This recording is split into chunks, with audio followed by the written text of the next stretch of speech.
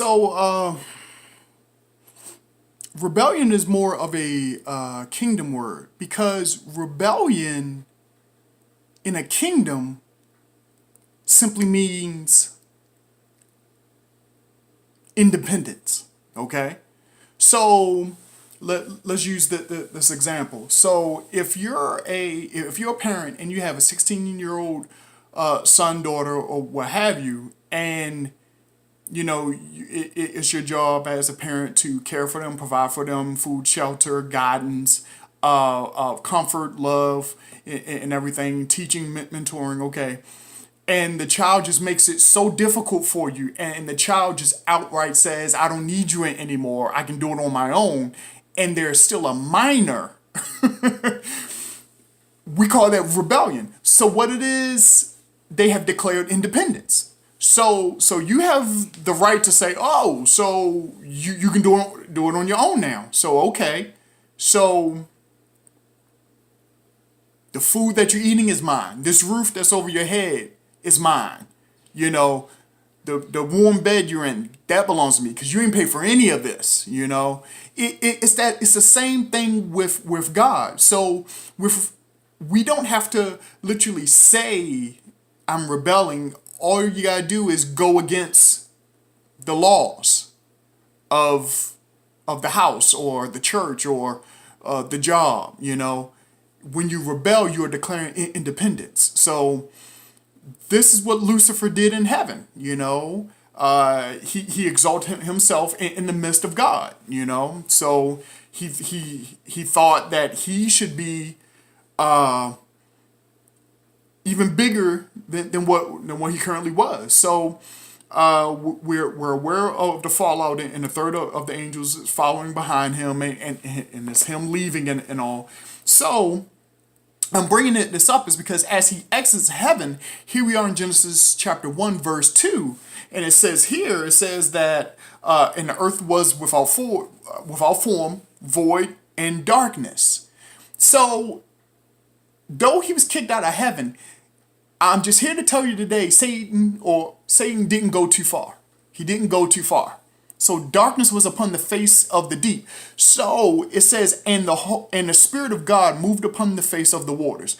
So wherever evil lurks, you're going to need the Spirit of God. You're going to need the Spirit of God. So if you're a businessman and your bookkeeping is just out of order to the nth degree, you're going to need the Spirit of God to move upon it. Okay, you're going to need some light. You're going to need some expertise. You're going to need some honesty. You're going to need some transparency. You're going to need some literally some accountability.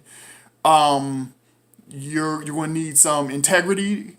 You're going to need the Spirit of God to move upon your books. Okay, it's because if you don't correct it up front, it's only going to get worse. Okay, so that's what I like in verse 2. In verse 3 it says, and God said, let there be light, and there was light. So we see the power of God.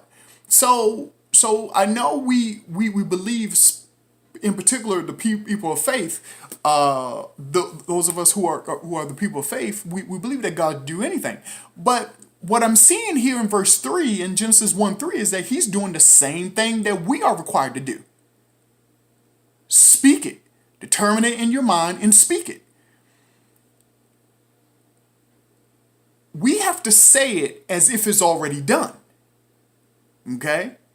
So here's where faith comes in. So if we say it and we don't see the results, our mentality has to be is already done. So I'm going to keep saying it by faith until I see the results, what I see in my heart, in my mind. I'm going to keep saying it until I see it. And you just got to keep at it.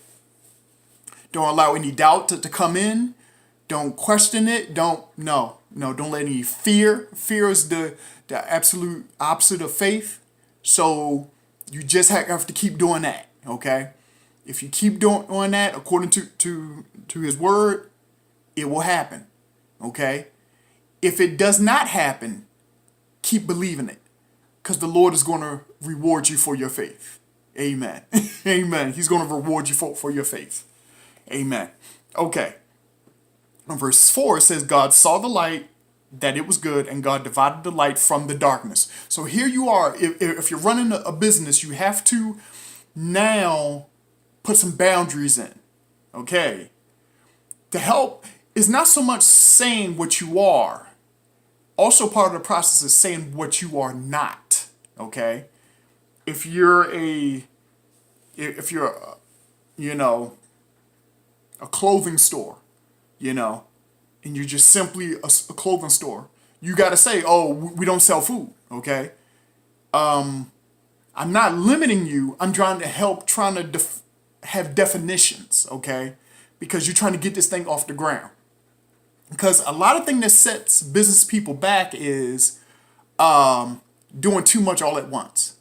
Now, I'm a firm believer in conglomerates. Okay, a conglomerate is a business entity that does a variety of services and or products. Okay, so I'm a big believer in that.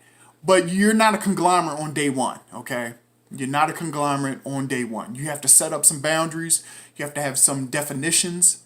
You know, we're this, we're not that. Okay, we're not that, but we're this. This is what you're doing. And we see this is what God is doing in verse 4. In verse 5 it says, and God called the light day, and the darkness he called night. And the evening and the morning were the first day. We want to skip down to verse 11. It says, and God said, let the earth bring forth grass, and the herb yielding seed, and the fruit tree yielding fruit after his kind, whose seed is in itself upon the earth. And it was so. So God isn't going through this whole creative process. He did it by way of his divine powers the first time. So he sets up what's called a process. Okay? So if he wants something done, he did it the first time his way, through his spirit. For us, we have the right to expect a process, okay? So he's now conditioning the world to have fruit and bear grass and yielding seed and fruit and whose seed is in itself. So it's now a process. This is what's good, is because now this is what we can expect, okay? This is a process. Those who are watching, say the word process, okay? The reason why I'm spending so much time on this in terms of process is because sometimes the church just believes in magic, you know? Oh, I'll just tell the Lord what I need, and he would just magically do it. And it's like, okay, so here's the thing. What have you learned? See, with a process, there's a trail. Where there's a trail, you can follow it. So he's doing this as a blessing to us to leave a trail for us to follow it, so we know what to expect. So since we know what to expect, now we can know what's a miracle and what's not a miracle. Amen. Definitions. Amen. All right, here we are in verse 12. It says, and the earth brought forth